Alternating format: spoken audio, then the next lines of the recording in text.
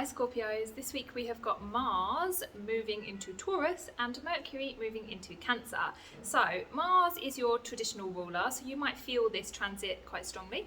Mars in Taurus is going to make things a little bit slower, a little bit more grounded, a little bit more sensual maybe, and you might find this week that actually you feel like less urgency than you have done recently. Over the past month or so with Mars in Aries, there has been this kind of real initiating energy where we're like really striving to move forwards, like I've got to do something, I've got to change something, but if you don't have the energy levels for that, sometimes that might have felt a little bit shameful almost, like, oh, I don't have the energy to do that, and I feel like this initiation, but like I can't do it basically. So there is a real slowing down now, and with it comes a lot of forgiveness this week, a lot of actually I don't have to be everywhere at once, I don't have to be completing these tasks that I've set myself, and I don't have to have learnt this lesson as quickly as I expected myself to.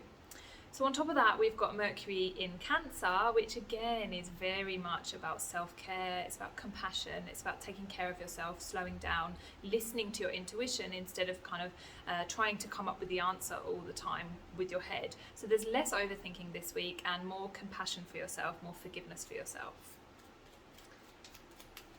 So we have got in your tarot cards the Star, there we go, it's the healing card, and the King of Swords. So there is some healing going around on some thought patterns, some mindset, some overthinking, maybe even some anxiety is starting to clear now, starting to feel a little bit more like manageable, like, oh, I can actually do this, I'm not putting so much pressure on myself. Maybe your inner critic is starting to kind of like back off a little bit and give you some peace. It's not going to happen overnight, but this week in particular, I feel that it's going to be a lot easier for you, especially in the mental department.